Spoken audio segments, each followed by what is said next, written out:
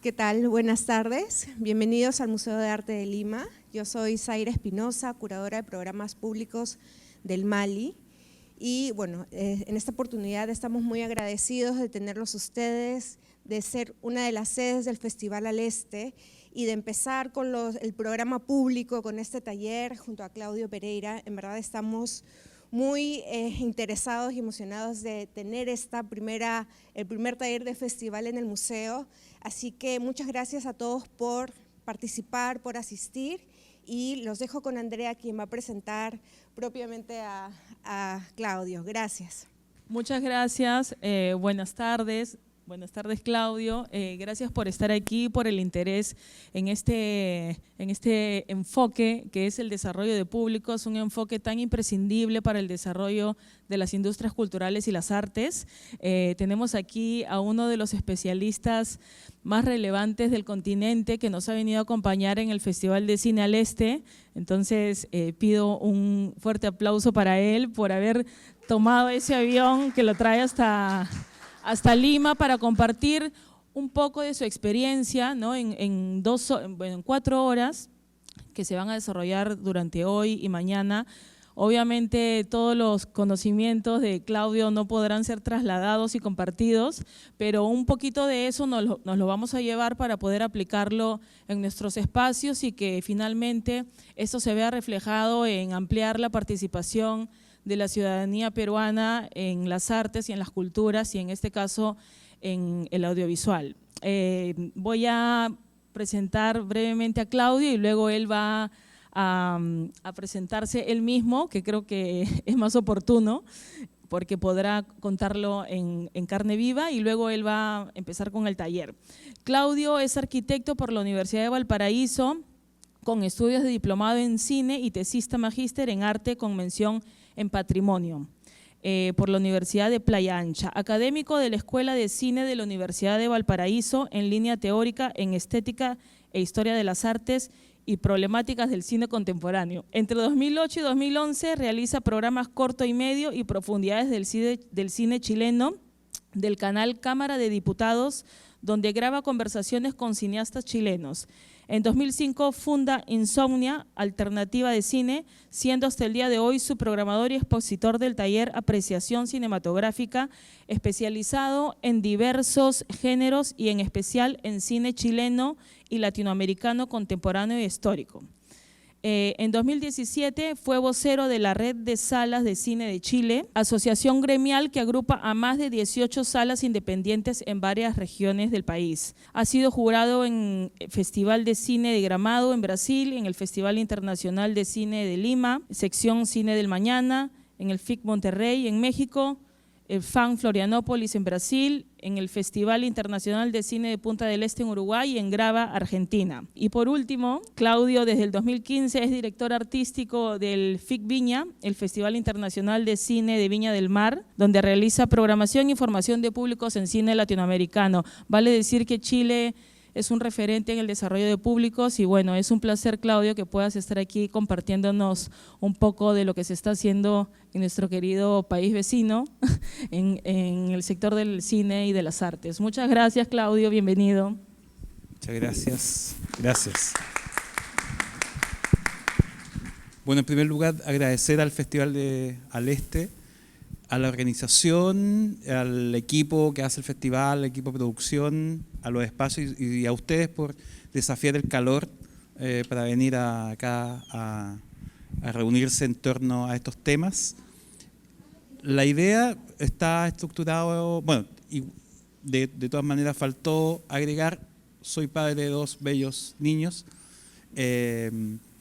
y además vamos a estructurar un taller que son 2 sesiones, donde la primera es un marco teórico y sobre todo las reflexiones que creemos que es necesario apuntar y sobre todo en los tiempos políticos, sociales y culturales que habitamos en nuestras sociedades. Creo que estas temáticas no son únicamente un privilegio de un sector que puede llamarse el sector cultural o del audiovisual, sino que trasciende a varias dimensiones de la sociedad, así que por lo menos con esa convicción hacemos esta presentación. Sé que hay un público en streaming que está mirando, ya que nos estamos adaptando a estas nuevas modalidades híbridas, así que un saludo para el público también que está compartiendo al otro lado de la pantalla. Bueno, antes de comenzar, quería preguntarle a ustedes, si pueden levantar la mano para que no crean que esto es una terapia encubierta.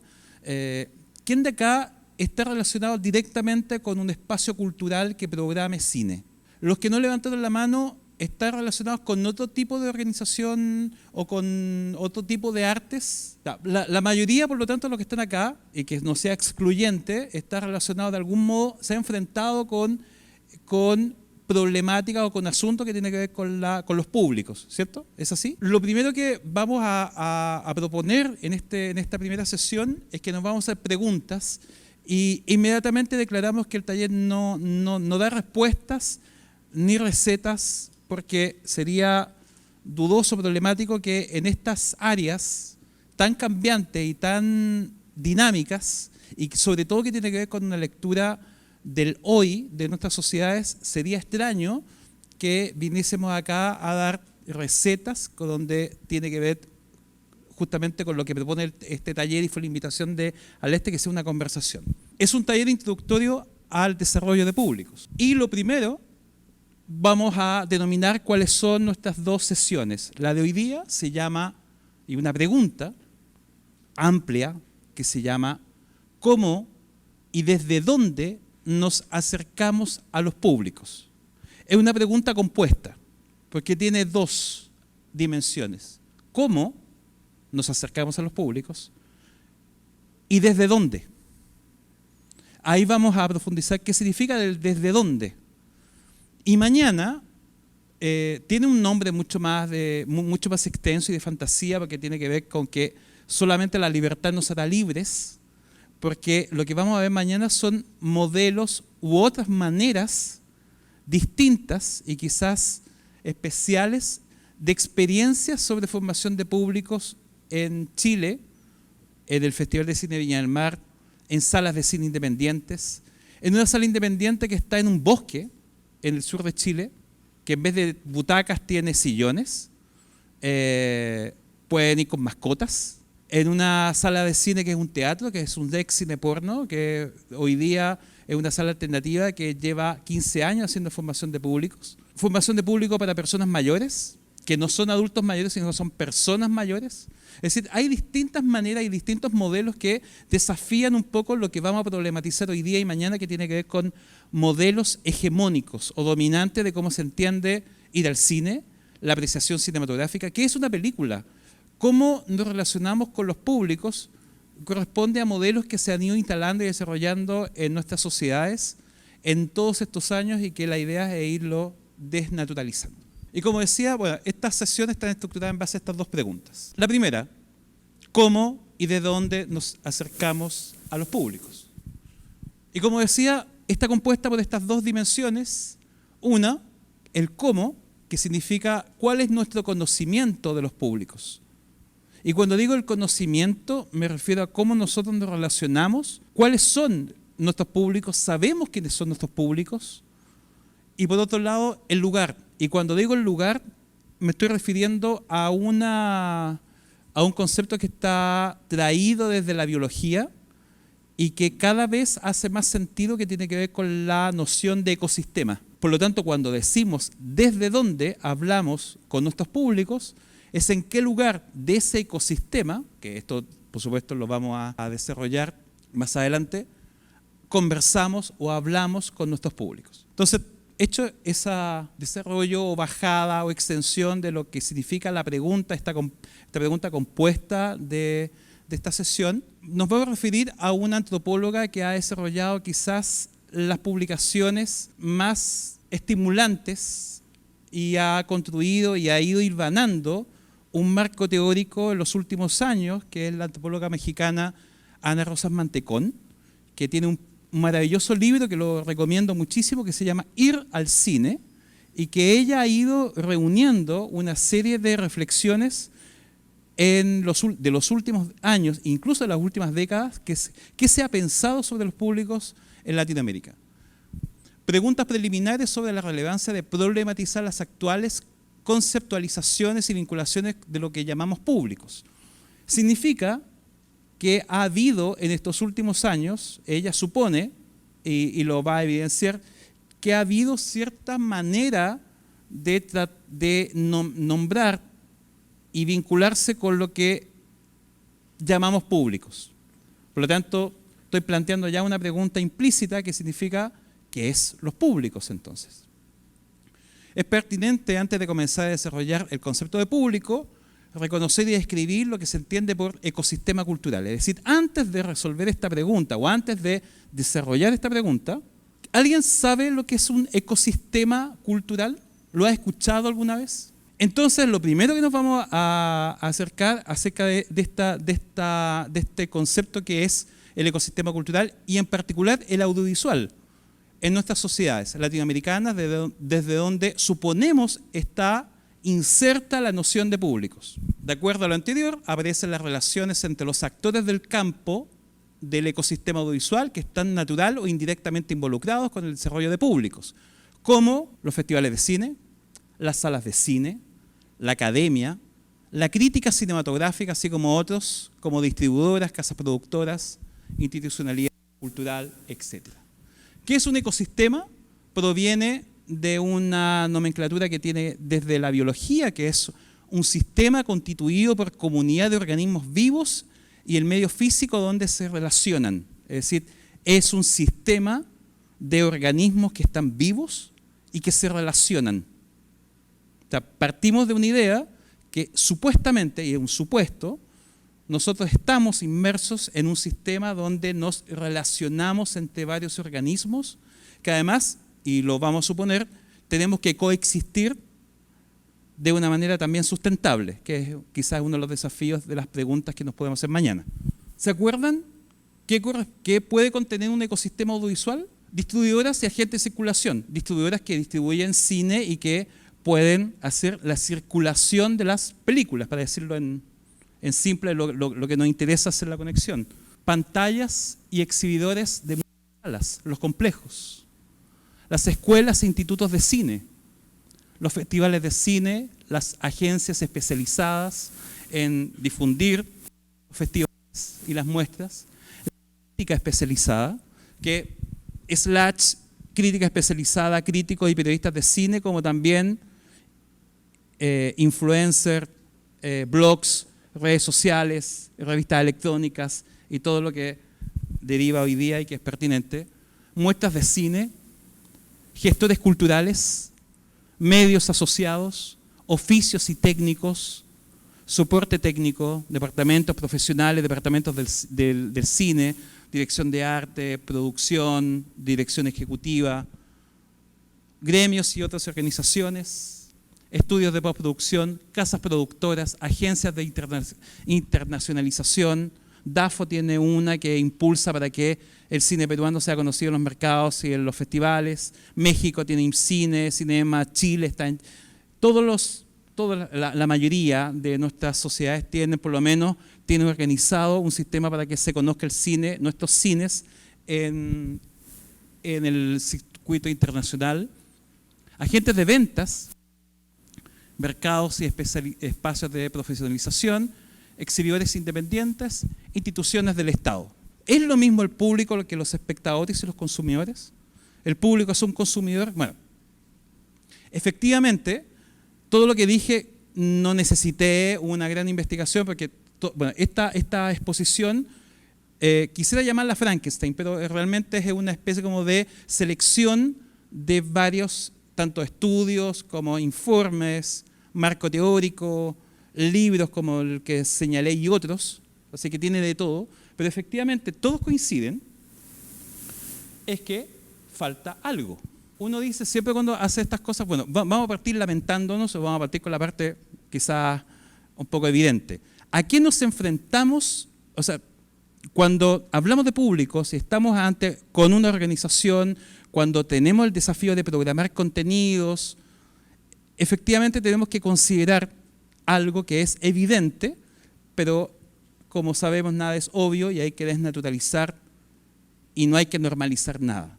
Entonces, en ese sentido, lo que está en azul, para que lo podamos entender así de concreto, es que nos estamos enfrentando siempre a una situación donde hay una especie de pantallas dominantes.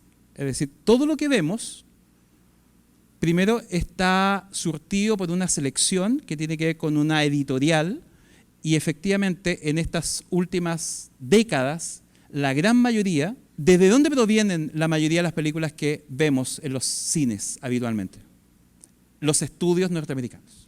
No es ninguna sorpresa, pero acá están los números que está, y las fuentes siempre las van a encontrar al costado inferior izquierdo. Esta es la fuente de Ejeda, el estudio que hizo Ejeda 2017-2021, donde se evidencia lo dramático, decirlo de alguna manera, lo evidente, que el 88,8% de la procedencia de los contenidos que están en las pantallas de nuestras salas de cine entre el 2017 y 2021, es decir, entre anterior a la pandemia y el momento en que se retorna a la presencialidad, es dramático. De los países iberoamericanos es este estudio, donde el 4,3% corresponde a las exhibiciones de cines nacionales. Es decir, sumado a lo que se exhibe en Chile de cine chileno, en Perú de cine peruano, y etcétera. En resumen, es el 4,3%. El resto está distribuido en lo que llega de Asia, lo que llega de Europa. Entonces, estamos hablando de una condición que tiene que ver con una hegemonía de pantallas. La producción cuando decae para el año 2020 con la pandemia, pero si se fijan, países como Perú, Chile, Venezuela, Ecuador, Argentina, Colombia y Brasil corresponde a esta tasa más baja. No pude traer todos los casos, pero un resumen de los casos de México, de las salas de los espacios alternativos por frecuencia, la menor cantidad son espacios que están todos los días, es decir, hay una gran cantidad de espacios que están intermitentes. Hay un 43% que ya está dedicado a funciones intermitentes. Por exhibición, las salas de cine es la gran minoría, la gran mayoría son centros culturales, salas independientes, centros comunitarios, escuelas o centros educativos. Esto es interesante solamente, pero para que veamos datos en concreto. El 29%, según Ejeda, de los espacios de exhibición mexicanos exhibe mayoritariamente contenidos mexicanos. Y el 58% mayoritariamente contenidos internacionales, que es una cifra que se va a ir más o menos repitiendo en nuestros países. Este esquema lo hice una selección de 4 países. La tendencia es casi la misma. Vean lo que está en rojo, donde asistencia a espectadores en millones de espectadores, 345 millones de espectadores en el año del 2007, donde hay 22 millones que consumen o compran un ticket para cine nacional. Menos del 10%. Colombia, 182 millones el año 2017 versus un 62 millones de tickets de cine colombiano. Argentina, hay 9 millones de tickets cortados, 6,3 millones de tickets de cine argentino. Perú, 51 millones de tickets cortados versus un 5,2 de cine peruano. Chile, 27 millones que ha sido, entre 27 y 25 millones que ha sido la estable de millones de tickets cortados en el año de cine en general versus un 0,24 de cine nacional. Es decir, traje estas cifras que están reunidas por Ejeda y la tendencia se mantiene, evidentemente, entre el 2020 y el 2021 está totalmente desequilibrado, pero la proporción es la misma. No cambió tanto la proporción de lo que es ticket cortado versus los tickets cortados para ver cine nacional. Y por último, traje esto que parece ininteligible, pero lo interesante es que el 2017 en Chile se hizo una política audiovisual. Y la traigo, no puede traer de todos los países, pero como ejemplo. Y en esa política audiovisual se establecen las líneas de que el Estado es parte de un conjunto, de un ecosistema donde intervienen, como nombramos, las casas productoras, las academias, las escuelas de cine, los festivales. Pero como ven, lo que dice formación de públicos está en el costado inferior derecho. ¿Lo ven? Que está en rojo. No habla de públicos, habla que en la política audiovisual debería haber una motivación, un incentivo para que se haga formación de públicos. Ahora aparece la palabra público, pero el público no está todavía. Lo interesante de esta política audiovisual es que en el 2017 el Estado está declarando por primera vez que debería ser importante que se genere una formación, un desarrollo de públicos. Me imagino todas nuestras sociedades son distintas y han estado a destiempo, pero ya el 2017 es bastante tarde que aparezca la palabra público. ¿Se entiende? Siempre se hablaba de la internacionalización del cine, se hablaba del fomento para la producción, es decir, que se hagan películas, pero la pregunta es, y invito también a ustedes y los que están por streaming, ¿quién ve esas películas? ¿Se entiende? Ha habido logros importantes. En Argentina los 155 estrenos, en Chile el récord fue 63 estrenos en el año 2017, que era muchísimo, estreno en sala, documental y ficción, la gran mayoría. Pero, ¿quiénes son los que reciben? ¿Son solamente el público de festivales, como sucedió muchos años? Bueno, esos son. Entonces, como dice Ana Rosa Mantecón, el público ha sido el gran ausente en los estudios sobre cine, tanto de los históricos como en los campos de comunicación. ¿Qué son y dónde están los públicos? En una segunda instancia de la sesión vamos a abordar los diversos conceptos de públicos, así como la relevancia para la formación y construcción de ciudadanía crítica. Y esto es relevante. Ayer en la inauguración de este festival se declararon dos cosas sumamente importantes. Primero, cine con respeto, cine con perspectiva de género, y donde el cine es un insumo, es una herramienta que nos permite tener perspectiva crítica. ¿Para qué necesitamos perspectiva crítica? ¿O solamente el cine se queda únicamente alojado en esta gran situación que es un cine del entertainment, del entretenimiento? Bueno, es precisamente la mayoría de los que levantaron la mano al principio, que dijeron que estaban asociados a algún tipo de programación de espacio cultural, evidentemente nos enfrentamos a esa disyuntiva, problemática, desafío de decir, bueno, queremos hacer un espacio donde el cine no sea meramente entretenimiento, sino que también nos permita, y quizás aquí empieza a residir la pregunta, si solamente queremos entretenimiento o queremos que el cine además aporte a algo a nuestras vidas. La gran pregunta gigantesca, que no cae ni siquiera en el Mali, es ¿cómo hago o cómo hacemos entre todos para que, o sea, desde dónde o en base a qué modelo hago adoctrinamiento, hago recetas, le digo al público lo que tiene que ver, entiendo por público un grupo de personas homogéneas que van a entender lo mismo, son públicos que vienen de la oscuridad, la ignorancia, y yo o nosotros somos los grandes salvadores del conocimiento y bajamos de la montaña y tratamos de iluminar con nuestras mentes brillantes a este público que está sometido a la ignorancia, que además, dicho sea de paso, es una lógica de la Ilustración del siglo XVIII que todavía prevalece. Todavía está esa lógica de los iluminados y de las personas que la subestiman a los públicos. Hago una especie de remedial de historia del arte, historia del cine, para que el público trate de entender las películas. Empiezan a aparecer miles de preguntas. ¿Las películas se deben entender? ¿Es un fracaso de nuestros ciclos de cine cuando el público no entiende la película?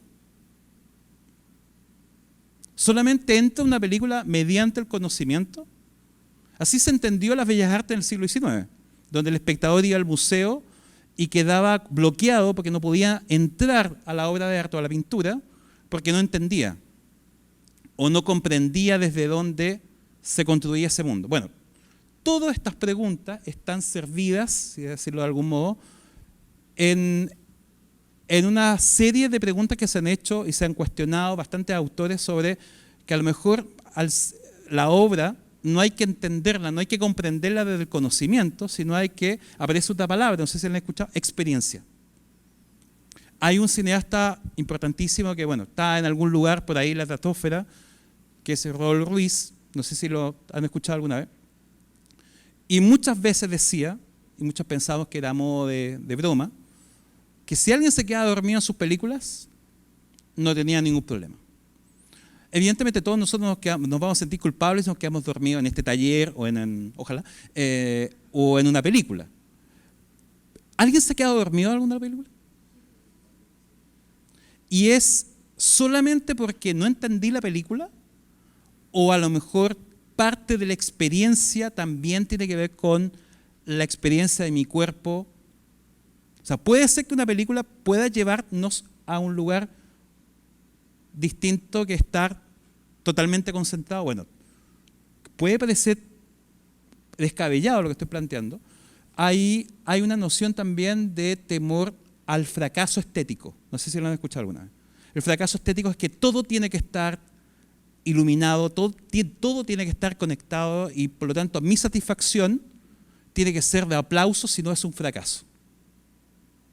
Puede ser muy descabellado lo que estoy diciendo, pero hagan el puente con ir a un mall.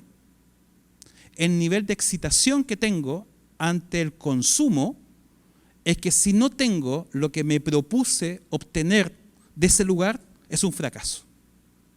Es decir, nosotros, para decirlo de otra manera, desde otro lugar, nosotros estamos abordando la experiencia cinematográfica o la experiencia espectatorial como espectadores desde un lugar de consumo.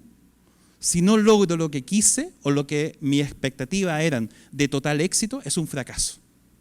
Me quedé dormido en la película. O la película no me interesó, o la encontré aburrida, no pasó nada en la película. Un fracaso absoluto. Bueno, como ven, son muchísimas las variantes. ¿Cómo conversamos con los públicos? ¿Yo voy a adoctrinar públicos o debo conversar con los públicos? O más que deber. La relación que se abre, más que una relación de uno unilateralmente, de uno entregando un conocimiento, como, aunque se supone que lo estoy haciendo en este minuto, pero la idea es forzar que sea, por eso que estoy tratando que haya una reacción para quebrar esta idea unilateral, ¿cierto? Donde hay un emisor que está entregando un tipo de información y que supuestamente hay una recepción. Considerando las diversas formas de entender los públicos, nos preguntaremos sobre la forma en que nos vinculamos con ellos. Se problematiza el modelo unidireccional que comprende a los públicos como una entidad homogénea, estática y pasiva. Suele mezclarse diversos sentidos cuando nos preguntamos qué es un público. El más común es de la gente en general. ¿Han escuchado eso? Mi propuesta es para un público general. ¿Lo han dicho ustedes? ¿Han hecho un proyecto? ¿Quién va a ver la película?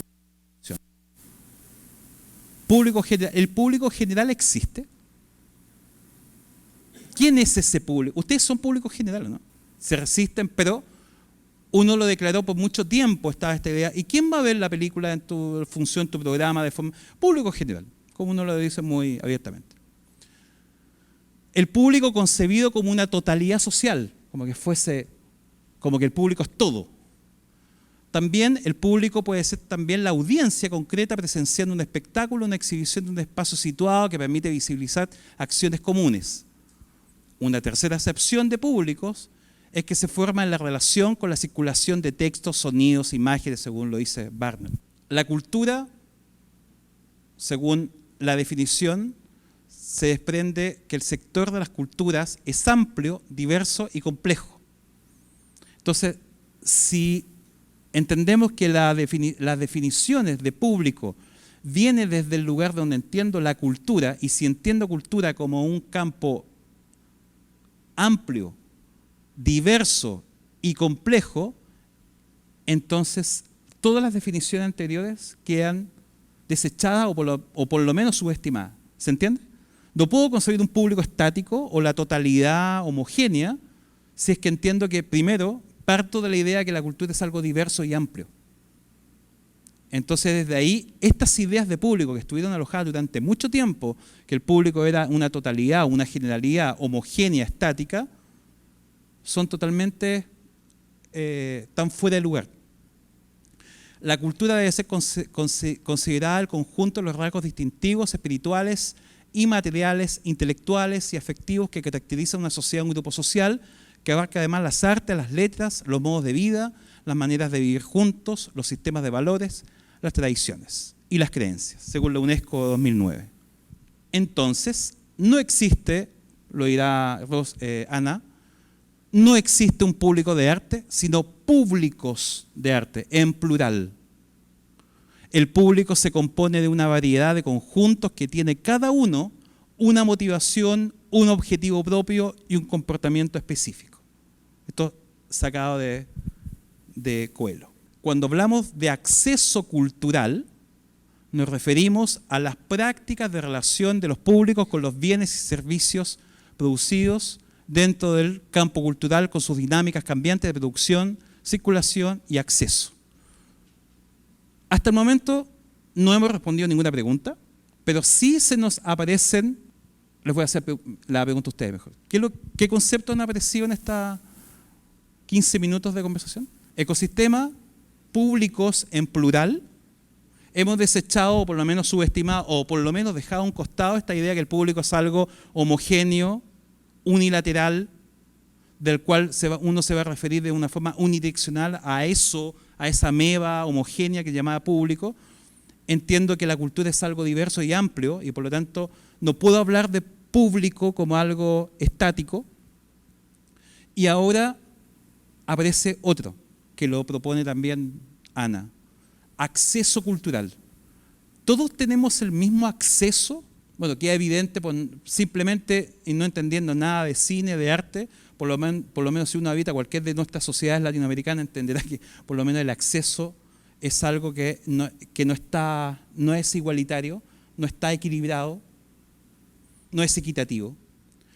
Cuando hablamos de acceso cultural nos referimos a las prácticas de relación de los públicos con los bienes y servicios producidos dentro del campo cultural, con sus dinámicas cambiantes de producción, circulación y acceso, consumo, interacción, actividades produsuarias, que es un término que acuña Néstor García Canclini para hablar de que los produsuarios, a diferencia de los usuarios de hace 20 años atrás, son aquellos que tienen acceso a contenidos y ellos mismos o ellas mismas producen contenidos, evidentemente de la mano de Internet, que ha facilitado.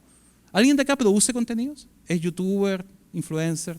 Entonces hay una lógica de la relación de esos contenidos que evidentemente ha ido cambiando porque hay lógicas, hay disposiciones tecnológicas y técnicas que han posibilitado que haya una distancia del paradigma de hace 20, 30 años donde solamente el contenido estaba en un lugar y había que ir, y sin ir más lejos, la sala de cine era, por mucho tiempo, era el único lugar donde estaba esa pantalla.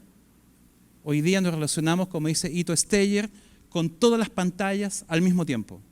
Todas las fotografías que uso de fondo son de fotos reales, no sacadas de Google. Ayer no puse espectadores de salas de cine, Google, imágenes en alta, sino son fotografías reales de gente real, no son hologramas, personas que están haciendo una fila, algo totalmente obsoleto, gente que va a una... ¿Me van a creer que todavía hay gente que va a una sala de cine? O que se sienta en una butaca a escuchar 2 horas a una persona. Acceso cultural. ¿Conoce esta película? Y con mucho entusiasmo. Sí, allá también, con mucho entusiasmo. Acá, menos entusiasmo. Así, regular entusiasmo por acá. ¿Alguien la ha programado o la quiere programar en su sala de cine, en su espacio cultural? No una película habitual, no una película que uno se encuentre.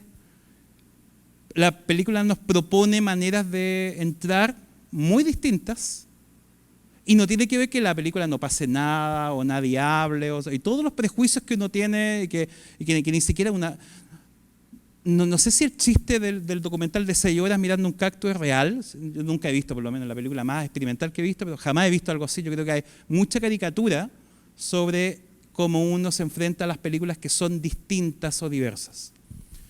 La pregunta que nos podríamos hacer, ¿cómo yo presentaría con mis herramientas de formación de públicos o con los públicos una película como IO? Película polaca que estuvo candidata a...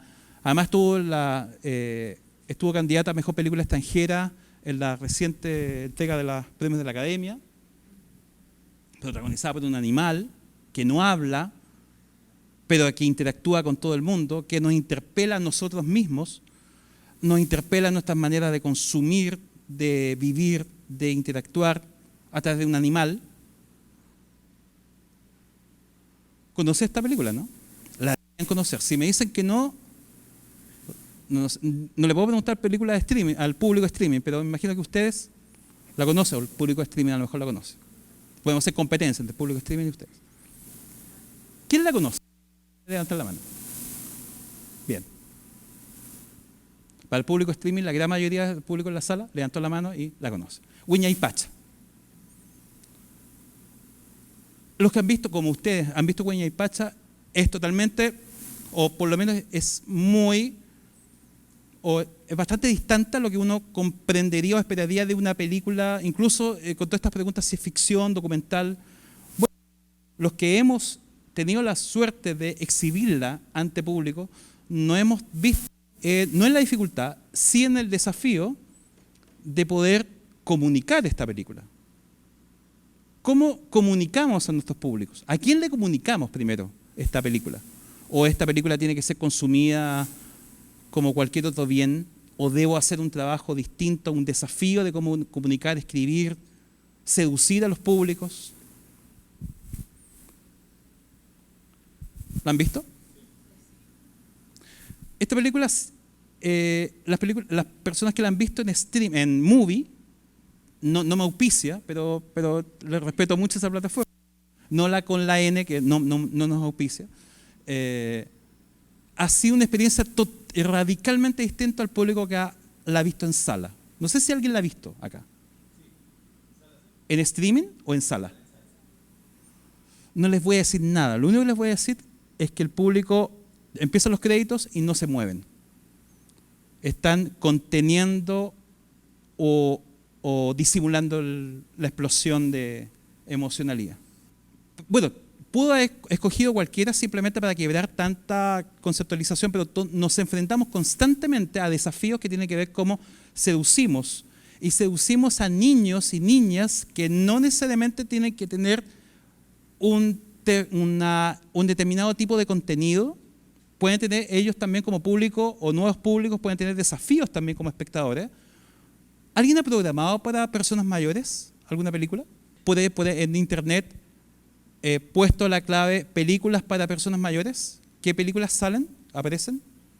Películas sobre Alzheimer, enfermedades terminales, soledad, decadencia. O sea, no hay una vuelta también a preguntarse que entonces ese público está, y uno lo que históricamente ha visto en los ciclos de cine, es que pareciera que hay una programación ya hay una receta que para ese público que tiene más de 60, 70 años, debería tener cierto tipo de, y eso además por algoritmo que además las plataformas dan, es decir, hay algo que está totalmente estandarizado sobre los contenidos que tenemos hacia nuestros públicos. ¿Han visto estas imágenes del making of, o decirlo, pero más que el making of, el proceso de producción y de realización de películas stop motion? Ghibli, que no es un cine para niños, es un cine además para niños en el estándar que hemos conocido, que podemos dialogar sobre, es un cine que no tiene antagonistas en el sentido del bien y el mal, es un cine que en la mayoría de las películas de Hayao Miyazaki propone una manera de entender el mundo como un mundo diverso, un mundo complejo, donde son niñas que tienen que resolver problemas, no tienen que resolver problemas de niños, sino problemas reales, pero no existe la dicotomía del bien y el mal, y por lo tanto el bien que se aloja en el triunfo y en la victoria y en el temor a ese fracaso, el silencio. ¿Han visto una película de Ghibli donde hay silencios? no hay una banda sonora con violines tocando todo el momento, o sea, no está esa saturación, ya vamos a hablar un poco más adelante sobre la saturación, que significa que un espectador está totalmente ansioso. Nos enfrentamos hoy día, y esto lo dice Jill Lipovetsky en un libro que se llama La pantalla global, sobre un espectador que está totalmente activo, hiperactivo, hiperansioso, y que lo único que desea que pase que haya un plot cada 2 minutos. Es decir, que haya un giro en las películas y que si va al baño y vuelve, ojalá se entere de todo lo que pasó. O sea, si se fijan en la fórmula que estamos sobreexcitados con los contenidos y por lo tanto el temor al fracaso, el temor al silencio, al vacío, a la duda, a películas abiertas.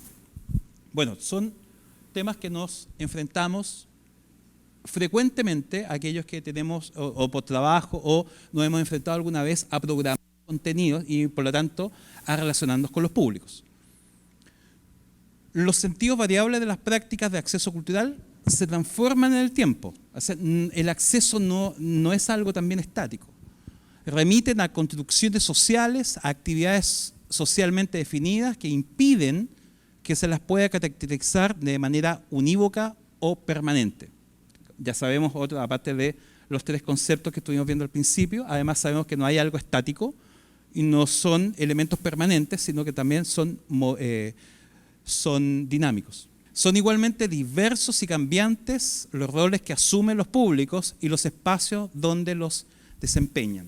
Ser público no es nunca un proceso simple o unitario. Comienza antes del encuentro con una oferta o servicio cultural, se desarrolla, y esto es, y lo puse en este color porque lo quiero destacar, y que se empieza a conectar con lo que dijimos al principio. Se desarrolla en interacción con las historias personales. Es decir, no necesariamente los públicos se tienen que relacionar con los contenidos o con un espectáculo o con una obra únicamente desde el conocimiento. Esa idea del conocimiento proviene del siglo XIX. Hasta el siglo XIX, incluso avanzado el siglo XX, la idea del museo. La idea del museo nace en esta idea de salvaguardar un patrimonio valioso que supuestamente lo debemos entender o salvaguardar una tradición y que nosotros debemos decodificar culturalmente y por conocimiento esa tradición. Si no, estoy en la plena, como estoy acá, en la oscuridad. Y puede servirles posteriormente para concebirse a sí mismos y al mundo. Es decir, el público puede entablar una relación con los contenidos que puede servirles posteriormente para su propia vida. Cuando alguien dice, me llevé la película para la casa, una película que me cambió la vida. Hay un libro de David Gilmour, que no es el vocalista de Pink Floyd, David Gilmour hizo un libro que se llama Cine Club, que su hijo dejó de ir a la escuela. Y no podía llevarlo a la escuela, pues la serie de motivos. Y lo que hizo para remediar un vacío emocional que tenía su hijo es a través de conectarlos con películas. No estoy diciendo que el cine va a suplir el colegio, sino que en ese caso particular, en ese vacío, en ese momento, la sanación, la contención emocional fue el cine. Entonces, evidentemente que traspasa la idea del mero. Y como me di el lujo, y lo van a ver en streaming, ahora ustedes lo pueden ver, que como siempre uno cita, no sé si han estado en una clase donde se citan a muchas personas, pero uno queda con la idea, ¿quién será esa persona? Bueno, traje la foto de las personas que estoy citando para que sea de una manera un poco más amable. Mayra Inés Silva es una profesora del Magíster de la Universidad de Chile, que se ha especializado en públicos, colabora muchísimo con el Ministerio de las Culturas, el Arte y el Patrimonio, y ella ha hecho mediaciones, yo he asistido a un par de talleres de ella, pero quiero partir con estas tres grandes ramas donde está la teoría de los públicos. La democratización cultural de los años 60 en Francia. Es decir, el Estado provee verticalmente para llegar a aquellos sectores que han estado históricamente atrasados o marginados. Es decir, el Estado provee contenidos verticalmente a un sector que ha estado desplazado. La democracia cultural, también en Francia, pero esta idea de que se expande, se quiebra esta idea vertical donde cada uno puede conectarse con sus propias comunidades y se quiebra la idea de la cultura de alta o baja dimensión. No sé si han escuchado esta idea que estuvo hasta los años 60, donde había una cultura de primera línea, una alta cultura y una baja cultura. En los años 60 hay una cantante que a lo mejor conozcan, una cantautora chilena que es Violeta Parra, que ella fue la que impulsó esta idea que no existe la alta y la baja cultura. Entonces reivindicó el canto popular, los relatos orales de los campesinos, personas ancianos que se estaban muriendo, y ella empezó a grabar y empezó también a masificar esta idea que la cultura no es un lugar donde siempre ha estado la élite. Y como ven, la otra que quizás es la que nos gobierna, la capitalista funcionalista, y vean cómo la cultura ha estado denominada, según la democratización cultural, la cultura como forma de saber o conocimiento. Lo que decíamos, siglo XIX, ¿cierto? Tengo que tener ese conocimiento. Me llegó el conocimiento. Estoy en la oscuridad de la ignorancia, me llega ese conocimiento. La democracia cultural, la cultura como identidades múltiples a afirmar desde mis comunidades. Y fíjense cómo, y ahora remitiendo a las palabras de la inauguración de este festival, cuando la directora artística decía, nos resistimos a que el cine y el arte sea un consumo, es que el paradigma capitalista funcionalista es que la cultura es un bien de consumo. Bueno, lo dijo mi presidente de la República, mi expresidente de la República, Sebastián Piñera, dijo que la cultura era un bien de consumo, lo dijo. O sea, no estoy inventando ninguna frase. O sea, existe esa idea, ese paradigma, que la cultura es un bien que se tiene que consumir. Bueno, ante eso, esta larga esquema, ¿cierto?, donde están estas tres grandes líneas que están presentes en un marco teórico donde lo que se ha escrito y lo que se ha hecho y lo que se ha estudiado sobre los públicos, siempre se van a topar con la democratización cultural, que tiene que ver con una verticalidad, o sea, ir a un lugar donde nunca ha estado la cultura y lleva una cultura de élite, ¿se entiende? La cultura de élite baja al pueblo. Llevo la película a poblaciones donde nunca han tenido una sala de cine. Voy con la obra de teatro a ese lugar para que ellos se impregnen de la alta cultura. ¿Se entiende? Ese paradigma proviene de lo que se ha denominado democratización cultural. Por otro lado, la democracia cultural no cree en esta idea vertical, sino que rompe esta línea, sino el desarrollo de las culturas, entendiendo que las culturas son diversas, son amplias, y algo muy interesante y potente que trajo la idea de la comunidad. Son las comunidades las que generan cultura, más que el Estado o la élite que me viene a brindar un momento de cultura, como que la cultura fuera algo, un bien, ¿se entiende?, que llega a mí y por lo tanto lo tengo que disfrutar porque se lo van a llevar en 2 horas más. Y por supuesto la que nos gobierna, que es que la cultura es un bien común, es un bien de consumo, la capitalista funcionalista, incitar al consumo cultural con el fin de promover los mercados culturales, productos culturales provenientes de las industrias.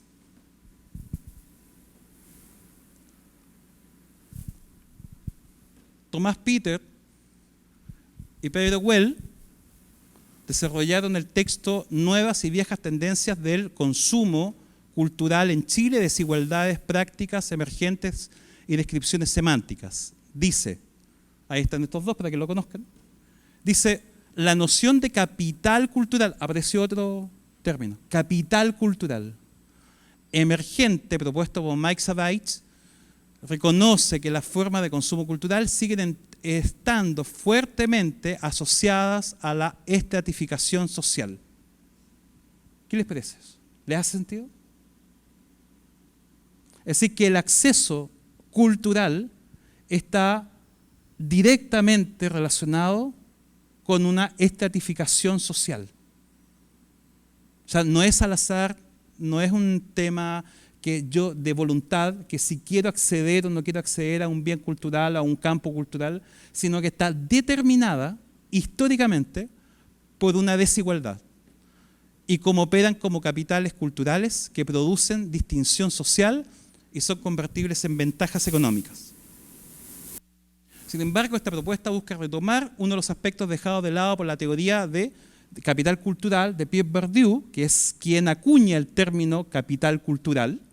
Ahí vamos a entender qué es lo que es capital cultural, porque después del término, y voy a hacer un spoiler simplemente para que se queden hasta el final, hay una propuesta de esquema de los desarrollos de públicos que toma en cuenta el capital cultural. Es decir, el capital cultural es de alguna manera el factor que va a determinar las distinciones de públicos y el cómo yo por lo menos tengo que saber que existe un capital cultural degradado o no existe o desarrollado o potenciado en nuestros públicos.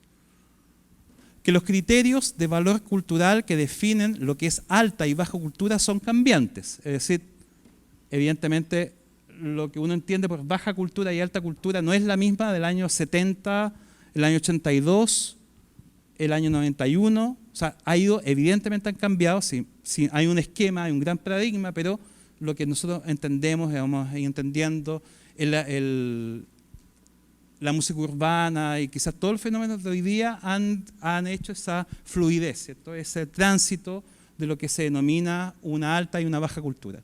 Por eso el capital cultural no solo es flotante en términos de la cantidad que se dispone a nivel individual o grupal, sino también es cambiante en términos de los criterios sociales que definen lo que es un valor distinguido en el campo cultural. No sé si han leído o han escuchado de este pensador surcoreano Han Byung-chul o Byung-chul Han, La sociedad del cansancio. No sé si lo han leído o lo han escuchado. Él propone lo siguiente. La cultura requiere, Byung-chul Han, la cultura requiere un entorno en el que sea posible una atención profunda. Está reemplazada progresivamente por una forma de atención completa distinta, la hiperatención. Esta atención dispersa se caracteriza por un acelerado cambio de foco entre las distintas tareas, fuentes de información y procesos, donde aparece la tecnología por medio. Dada, además, su escasa tolerancia al hastío. ¿Le hace sentido, no? Una escasa tolerancia al hastío. Tampoco admite aquel aburrimiento profundo que sería de cierta importancia para un proceso creativo. Esta hiperatención que dice Byung-chul Han está presente en nuestra experiencia como espectadores, como consumidores. Esa idea de que somos espectadores pero somos consumidores compulsivos al mismo tiempo, donde no soportamos, tenemos baja tolerancia al hastío, al aburrimiento, por lo tanto todo tiene que estar llenado y todo tiene que suplir y todo tiene que satisfacer esas expectativas de consumo que decíamos anteriormente. Alexandro Bello y un grupo de investigadores dice: las investigaciones y el análisis de los distintos contextos advierten la necesidad de que la gestión cultural ponga a los públicos en el centro de su quehacer y que los planes y programas artísticos se repiensen a partir de sus destinatarios o beneficiarios finales. Es decir, han aparecido en cada momento esta necesidad de que los públicos deben aparecer, se tiene que repensar la relación que tenemos, pero además hemos leído o hemos visto que han aparecido también relatos y propuestas sobre que estamos en una sociedad donde hay una hiperestimulación, donde se ha exacerbado el consumo y que por lo tanto la relación de consumo es la que va a determinar también cómo nuestros públicos acceden a nuestros contenidos.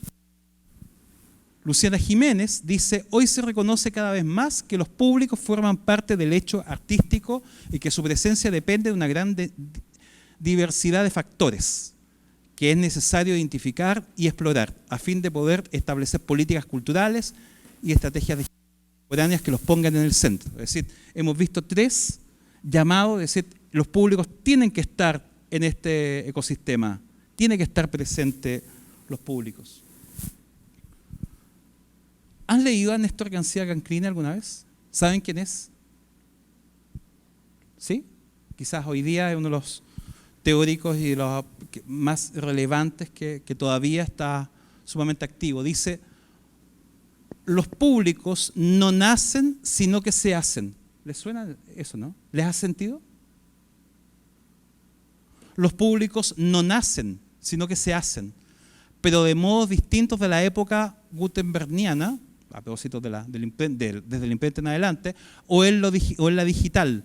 Las disputas entre corrientes sociológicas acerca de cuánto influye la familia, la escuela, los medios, las empresas culturales comerciales y no comerciales, se reformulan porque todos estos actores cambiaron su capacidad de acercarnos o alejarnos de las experiencias. Es decir, no da lo mismo las conversaciones que tenga a nivel familiar, la escuela donde voy, dónde vivo, cómo me relaciono. Es decir, los públicos es algo que está determinado por un lugar y un tipo de relaciones. Y esas relaciones, a propósito de lo que habíamos hablado hace algunos minutos, esas relaciones están determinadas además por una inequidad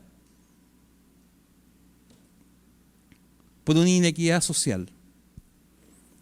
Todos estos actores cambiaron su capacidad de acercarnos o alejarnos de las experiencias. Condicionamientos parecidos no generan gustos ni comportamientos semejantes en quienes se socializaron en la lectura, en la época de la televisión, y evidentemente no es lo mismo también a los que se criaron desde el internet o nativos digitales en adelante.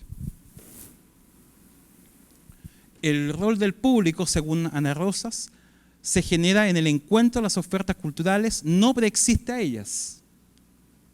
Asume modalidades que varían históricamente, que son producto de la negociación desigual de pactos de consumo. O sea, casi todos por lo menos de esta selección, de este marco teórico, dicen, está el acceso cultural. El acceso cultural, como lo vamos a ver a continuación, tiene que ver con el capital cultural, lo que propuso Bourdieu hace algunas décadas atrás, que existe un capital cultural con el cual yo me enfrento al acceso cultural. Ser público no es una mera actividad, es una condición, un modo de existencia de los sujetos. Teixeira Coelho dice en el Diccionario Crítico de Política Cultural, dice, público suele designar al conjunto simple, físico de personas que asisten a un espectáculo. Comenta y luego advierte, no existe, y esto lo había citado Ana Rosas, no existe un público de arte, sino públicos de arte. Y con esto lo sentenciamos. Pareciera que hay un acuerdo que cuando hablamos de públicos, de público, vamos a hablar de nuestros y en plural públicos. Los autores revisados se inclinan por establecer definiciones o categorías operacionales que piensen a las personas en una variedad de roles.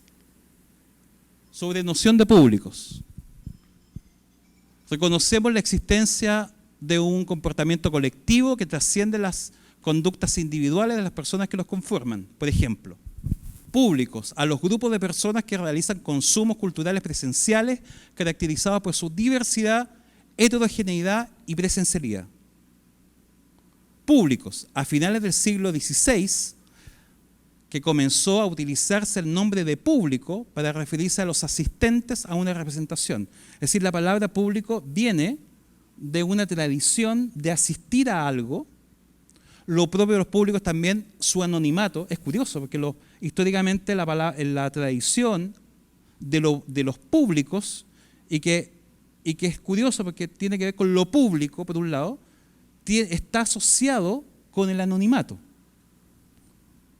En tanto se trata de un grupo de personas que no necesariamente se conocen ni tienen vínculos entre sí y que se encuentran en un espacio común para compartir una experiencia. Públicos, puestas en escena religiosas como los autos sacramentales o bien el desarrollo del arte popular latinoamericano y el arte indígena, según Ticio Escobar, prácticas en que se diluye la definición de público, y esto es muy interesante, aparece la palabra participante. Es decir, el público no es esta tradición europea, ¿se entiende? Está esta tradición europea del siglo XVI en adelante donde se asiste, que el público se entendía como los asistentes a un espectáculo. Son anonimatos muy del paradigma, ¿cierto?, del mundo privado.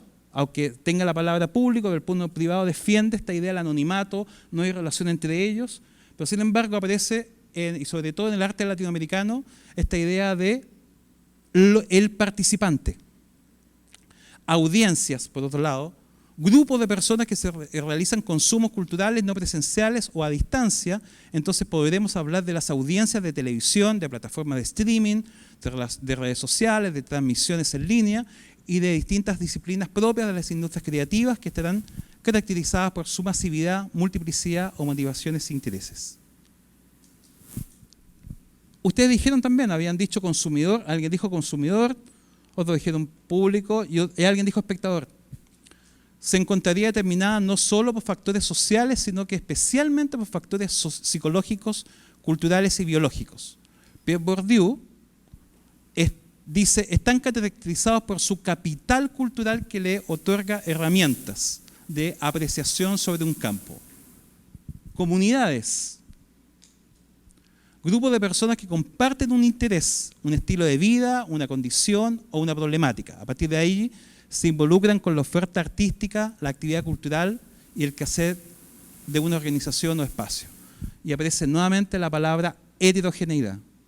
O sea, si además lo apuntamos como una idea que se ha repetido, como lo diverso, lo dinámico, lo heterogéneo, la participación del contexto o el territorio. Tendencias culturales y sociales pueden estar constituidas por inmigrantes, tribus urbanas, pueblos originarios, personas que disfrutan de la vida al aire libre y otras. Boris Groys tiene un libro que se llama Volverse público, las transformaciones del arte en el ágora contemporánea. Sumamente interesante Boris Groys, porque miren lo que apunta. Dice, caracteriza a los públicos de hoy como espectadores en movimiento.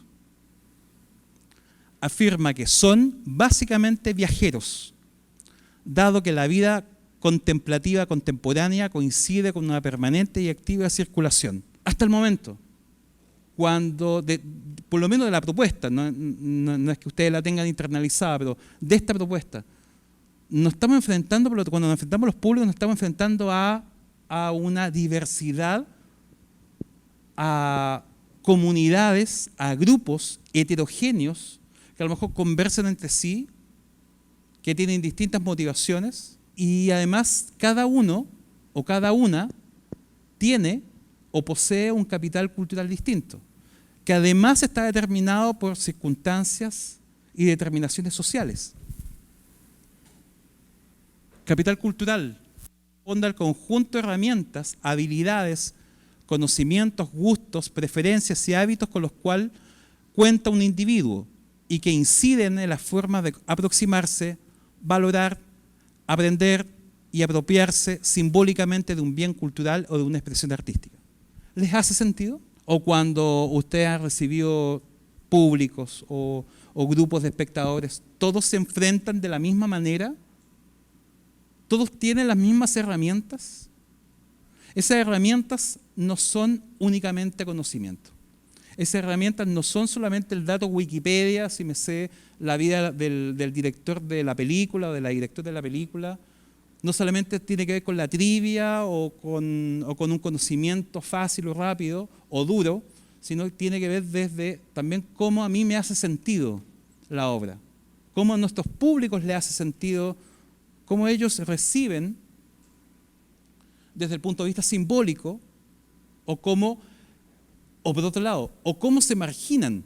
¿Puede existir, así como no existe, según esta propuesta, el público general, puede existir el no público, público antisocial? Sí. ¿Pero que se manifiesta como público antisocial?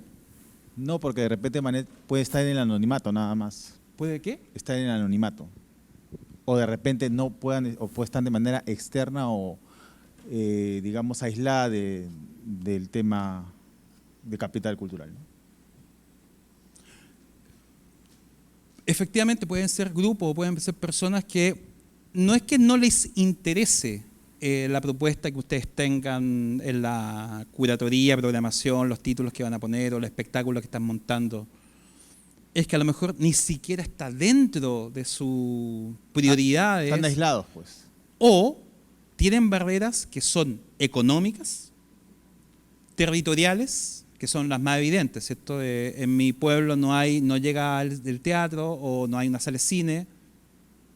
O a lo mejor tengo a la vuelta de la esquina una sala de cine, o a lo mejor lo voy a poner más dramático. Vivo o me duermo al lado de un complejo, de una sala independiente de cine, teatro, pero a lo mejor hay barreras, a lo mejor tengo el dinero. ¿Pero por qué no voy? Puede que no me guste tampoco. ¿Sea solamente un tema de gusto? Si hay un tema de gusto, significa que hay algo adquirido. ¿Se entiende? Para discernir o tomar distancia, pueden haber barreras físicas. De nuestras salas de cine, nuestros teatros, nuestras ciudades no están equipadas para ningún tipo de discapacidad o capacidades diferentes. Nuestras salas de cine, nuestras películas, nuestras programaciones, no todas están con audiodescripción. O sea, y un largo etcétera de la inclusividad y cómo hacemos de la experiencia no solamente quien vio y entendió no sé si me explico, quien vio y entendió la película o la obra de teatro o lo que sea, sino que pueden haber otros factores o incluso invisibles, claro, como los simbólicos. Y eso en cierta manera deja de ser masivo, porque en realidad debería ser masivo para todos y no es inclusivo ni masivo por eso.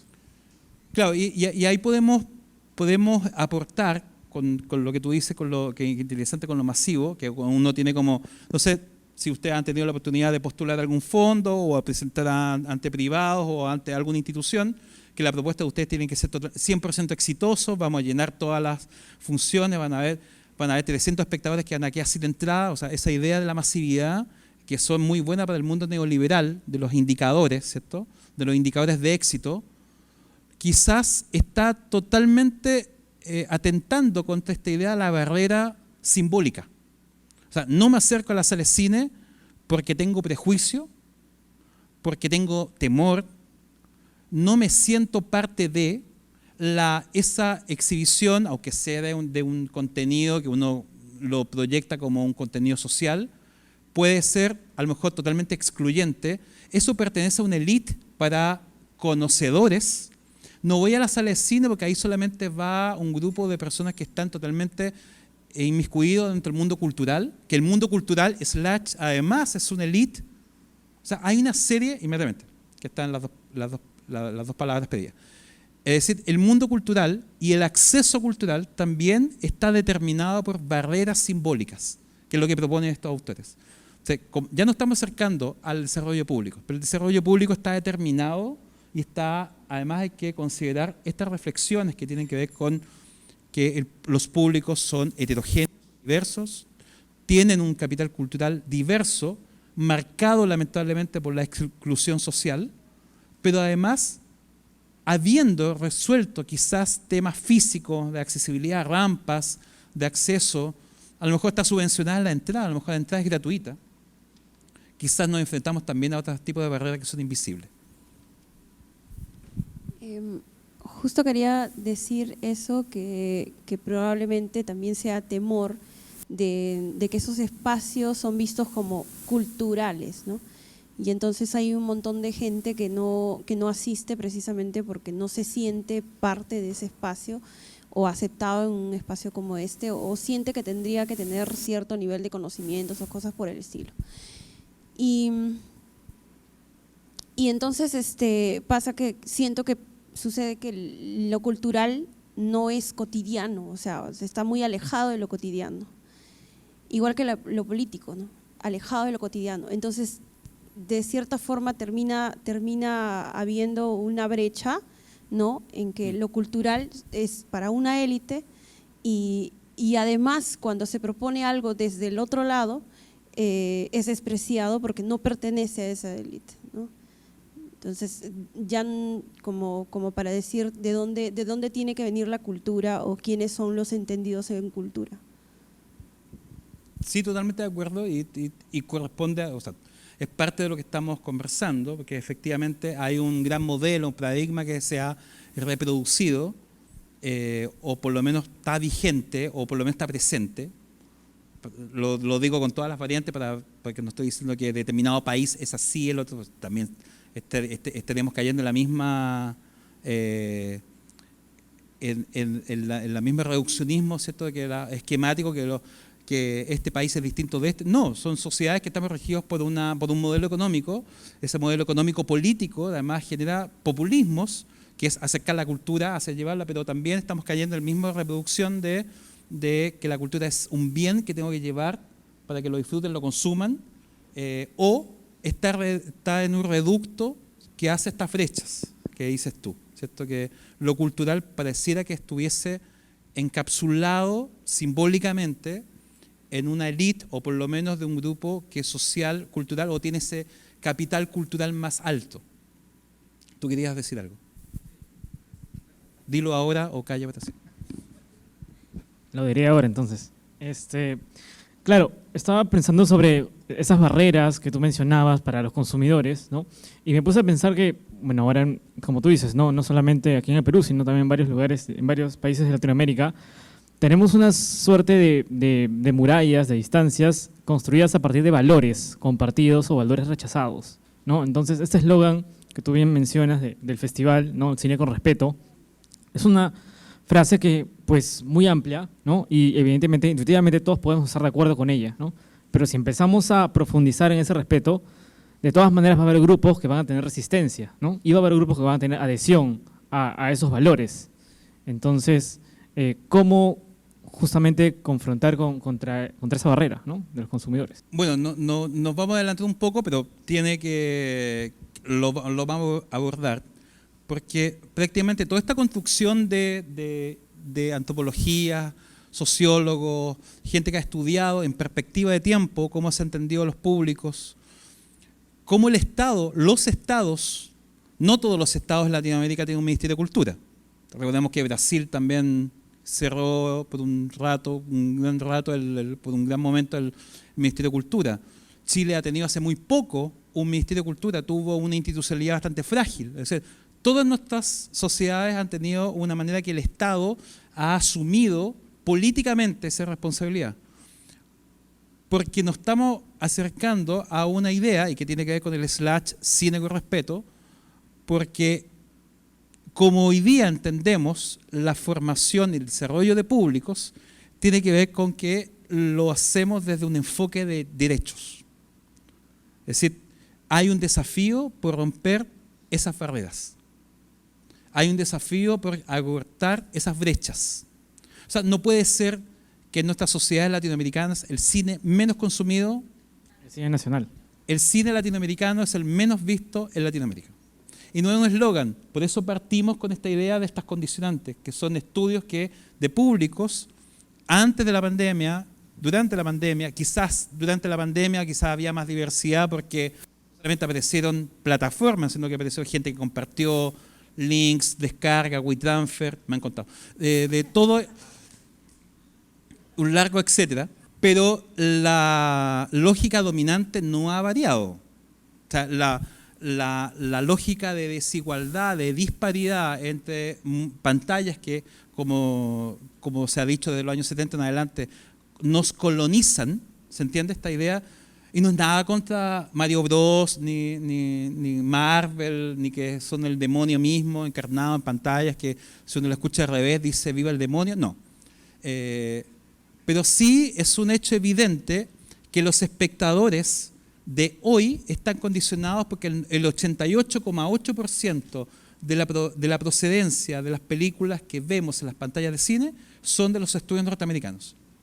Es una constatación, no es un juicio de valor. El juicio de valor es que existe una disparidad y una desigualdad.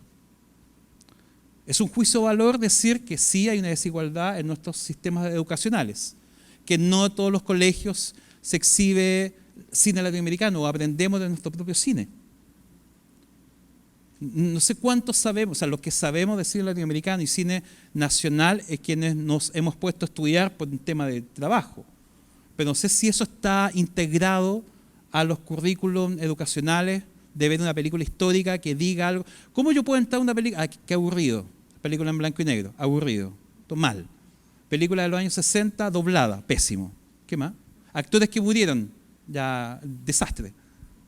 O sea, puedo hacer una lectura de mi país, sea Perú, sea Chile, sea Venezuela, viendo una película de los años 40 o 60 y puedo hacer una conversación para entender o para por lo menos producir puentes. Es posible. En la formación y el desarrollo de públicos, todo eso es posible. Esa conversación que tiene que ver con generar distancias críticas, que está relacionado con hacer puentes, con asociar. O sea, puedo ver una película Ghibli y hablar del consumo con los niños, el consumo y la hiperactividad.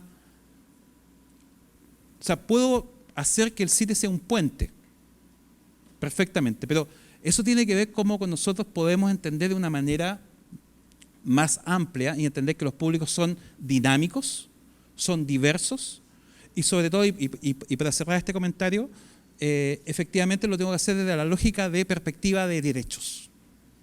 O sea, no es un cine que, a ver, les voy a presentar una película rumana que ustedes han perdido en la vida y a lo mejor no han tenido la oportunidad de ver porque han estado sumidos en la oscuridad de Marvel. O sea, no puedo partir así una presentación de un contenido. No puedo yo subestimar verticalmente, que es lo que nos proponen los autores.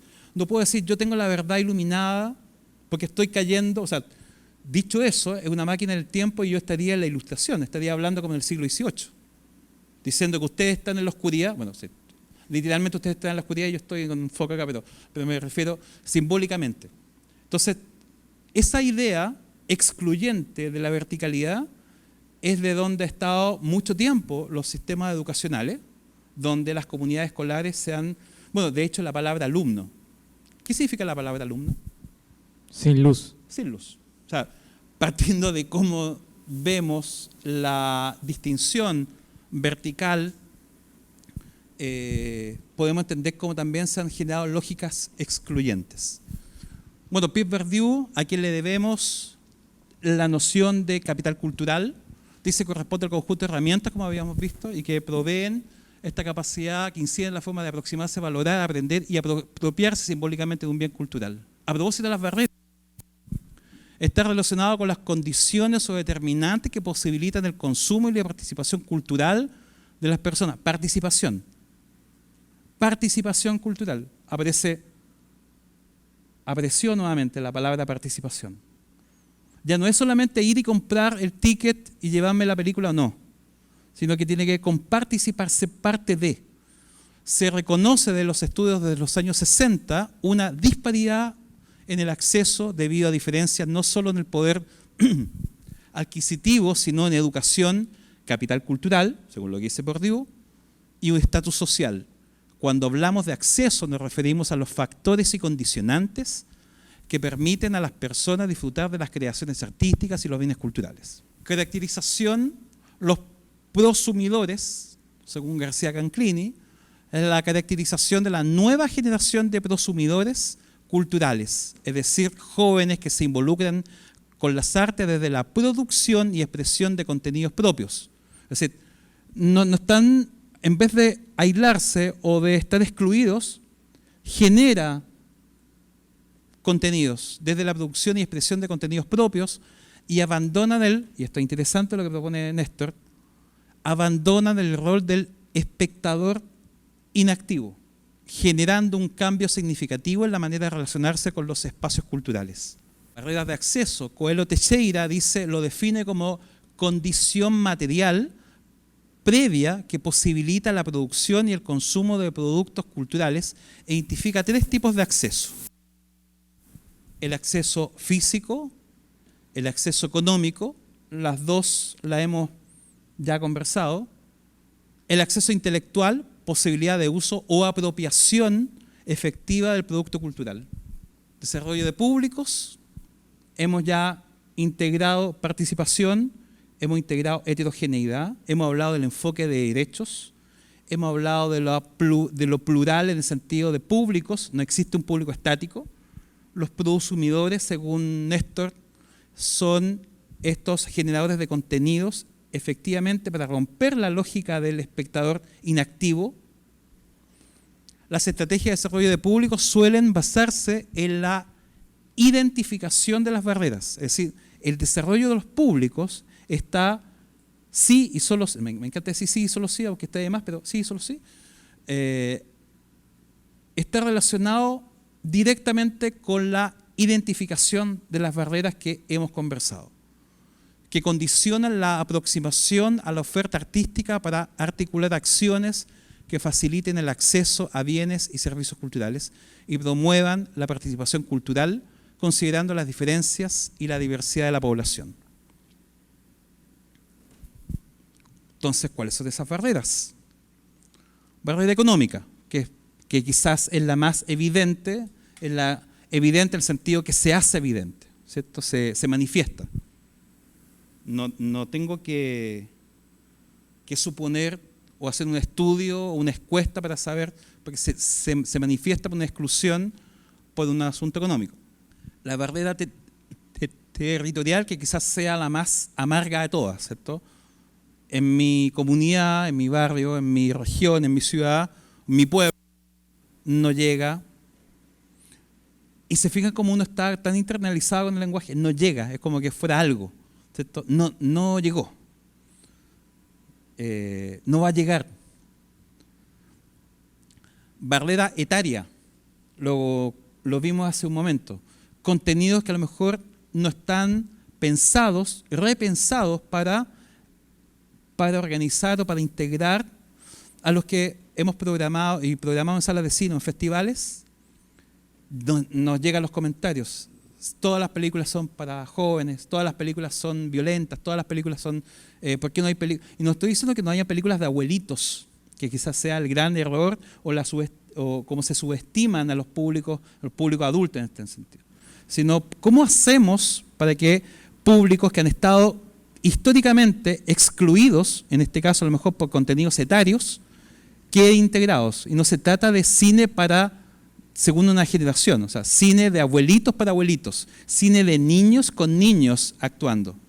Quizás la vuelta de todo esto es Ghibli, ¿cierto? Porque yo puedo verlo con mi abuela y puedo verlo con mi hijo de 11 años, perfectamente la Viaje de Chihiro, no sé si la han visto. Que es una película que yo creo que le va a ir bien. Barrera social y barrera simbólica. Quizás las dos últimas sean las más evidentes, que son productos de nuestro sistema económico-político neoliberal. Generamos barreras. Y no es que el Estado diga, bueno, voy a financiar y voy a subvencionar entradas, y volvemos a lo que ustedes plantearon. La subvención, que puede ser una respuesta, pero no es una solución, ni tampoco atiende un problema. La subvención de entradas únicamente atiende es que los que estén disponibles, o sea, los que estén interesados, y estoy suponiendo que hay una masa de espectadores allá afuera interesados, ¿se entiende? Y que pueden venir a desafiar el calor, les voy a abrir la puerta solamente subvencionando la entrada, que quizás sea el error más básico que se ha ido repitiendo constantemente en nuestros modelos de subvención desde el Estado de la cultura, que solamente subvencionando la entrada soluciona el problema. Cuando estamos acá y ustedes están desafiando el calor, algunos ya han fallecido del calor, entendemos que tiene que ver un tema a largo plazo que tiene que ver con el desarrollo de público, por eso se llama desarrollo. Entonces, entendiendo estas barreras, Bruno Assin y François Menreis dice, llamamos mediación, aparece otra palabra, mediación cultural. Esto, tras la publicación, la mediación cultural, dice, llamamos mediación cultural a un conjunto de acciones que apuntan a través de un intermediario, el mediador, que pueden ser ustedes, nosotros, que puede ser un profesional, puede ser un artista, un animador o un par, O sea, ¿puede hacer una mediación cultural un espectador? Le puede encontrar sentido. Puede hacer una lectura de su propia experiencia. Puede leer o presentar o puede conducir una conversación. Como dice nuestra amada Lucrecia Martel, no sé si me van a mirar para decirme que ya. Lucrecia Martel dice: las películas nos regalan conversaciones. Quizás el objetivo de todo esto es provocar una conversación, más que provocar una tensión.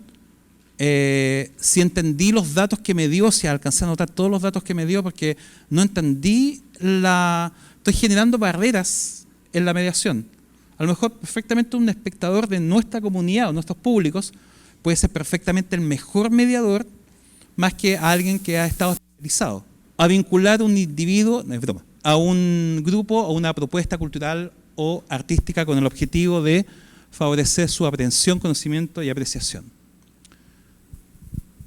Desarrollo de públicos. Aporta una mirada sinóptica, es decir, completa, general, fácil de entender, esquemática, y toma forma de una estrategia. Es decir, el desarrollo de públicos tiene que ver con una mirada y estrategias. No tiene que ver con la receta que yo voy a apuntar y voy a seguir, sino es una estrategia. La mediación cultural pone énfasis en acciones e iniciativas que puedan integrarse en una estrategia. Ampliación de públicos. Porque uno dice, bueno, me voy a enfrentar a que venga más gente. Lo que interesa es que venga gente, que estén esas hordas de públicos allá afuera que estén esperando para entrar. Creación de públicos, que no es lo mismo. Como no es lo mismo diversificar los públicos. A mi centro cultural, sala de cine, corporación, sabes que vienen, hace 3 años que vienen los mismos góticos que vienen siempre, que no trabajan, que viven con los padres y ven películas todos los días. ¿No será bueno diversificar? De repente hay gente trabajadora que no puede venir a las 3 de la tarde o a las 1 de la mañana a ver los rotativos de cine experimental que hago. ¿No será bueno diversificar? ¿Qué hago para diversificar los públicos?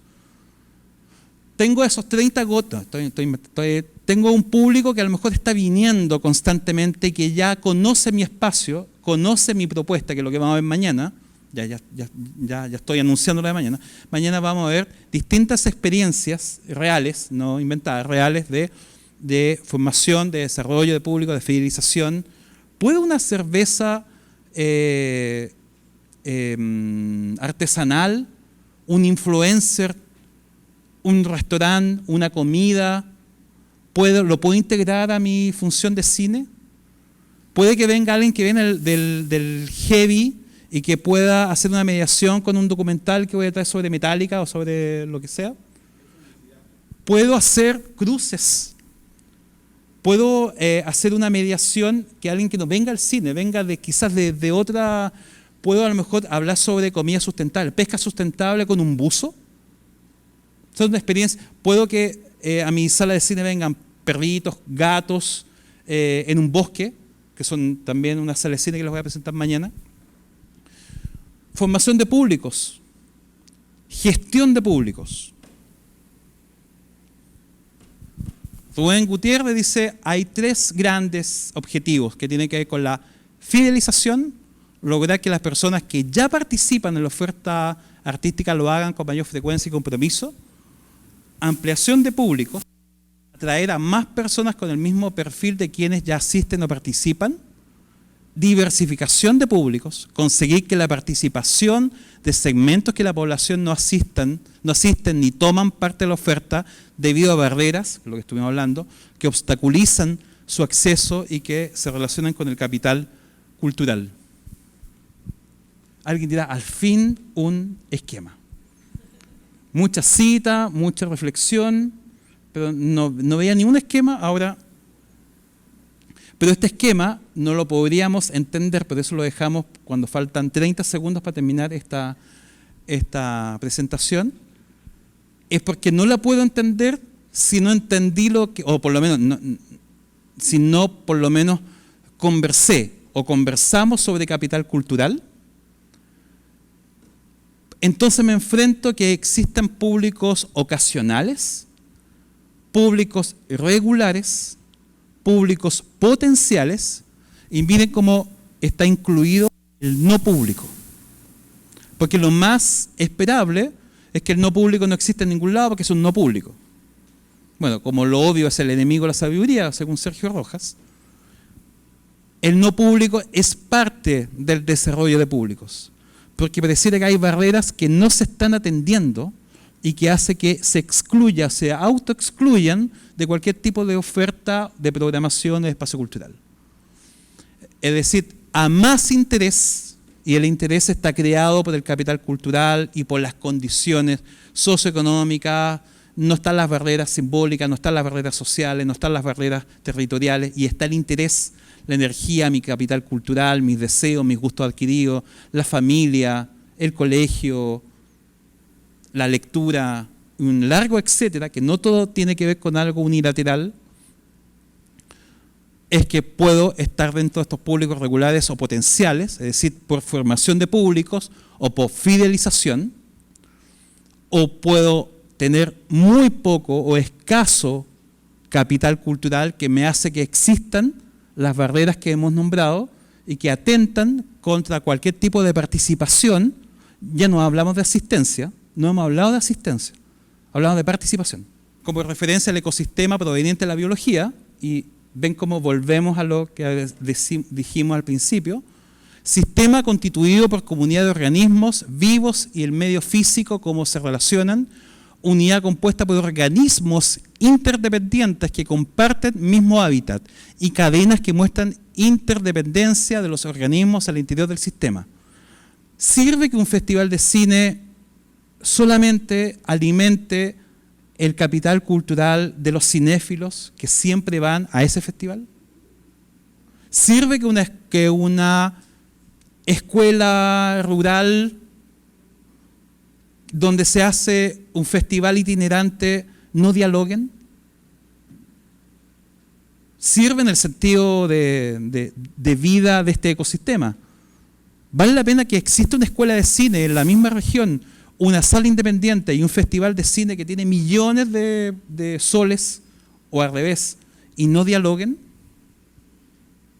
O sea, el desafío, o por lo menos la propuesta de esta conversación, es que el ecosistema cultural sea, que estos organismos sean interdependientes. Interdependientes no es que uno dependa del otro como parásito, sino que haya generosidad. O sea, la única vuelta, y perdón por el eslogan, la única vuelta al neoliberalismo es que haya la generosidad que pueda hacer que todos podamos participar. El ecosistema de los públicos, aparece otro. Y ese ecosistema de los públicos es que haya públicos, audiencias, espectadores, comunidades, espacios culturales, programación, territorio, agentes culturales y entorno digital. Por último, nunca pensé que iba a decir esto, públicos regulares, públicos ocasionales, públicos potenciales, no públicos. Públicos regulares, evidentemente, tiene que ver con un alto capital cultural, alto grado de interés determinado por un capital cultural. Y no tiene que ver con ganas, con energía de levantarme ese día, pero aparece una serie de factores que tiene cómo se construyen estos públicos regulares, estos públicos ocasionales, y por supuesto, y quizás el más interesante y el desafío más grande, es el no público. O sea, barrimos con la idea del público general, que no existe el público general, porque es volver al esquema que hemos querido dejar atrás con todas las citas que hemos levantado. Está la noción del no público, quienes tienen bajo capital cultural y bajo grado de interés por la oferta artística y la participación cultural, dado que no han tenido experiencias. Esto es fundamental, bueno, todo lo que hablamos es fundamental, pero esto es más fundamental, comillas, el / fundamental. No han tenido la oportunidad de tener una experiencia. ¿Todos los que están acá han estado en una sala de cine? Dicen, sí, obvio, claro. Nosotros, bueno, lo vamos a estar mañana, en una sala de cine, tenemos un programa que se llama Experiencia Insomnia. y llevamos a colegios. Y alguien dirá, bueno, todos los niños van al mall. No.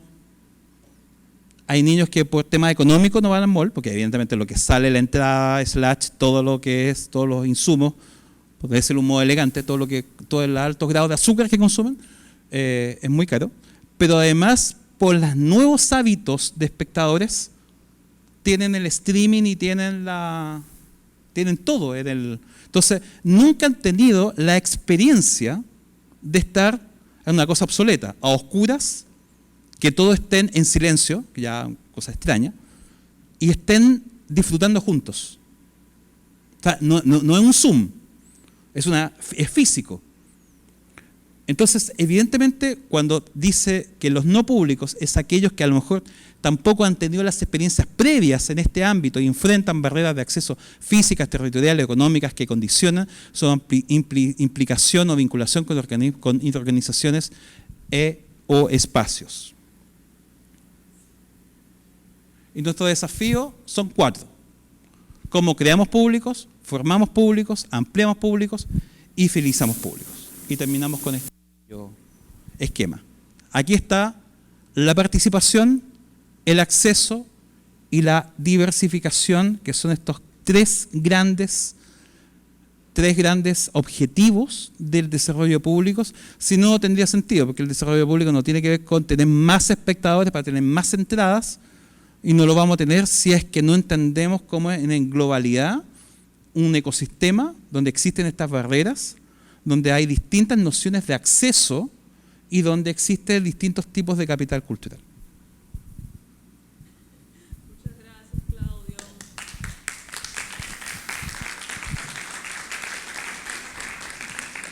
Muchas gracias, Nadio. Bueno, muchísimas gracias, Claudio, por esta super clase.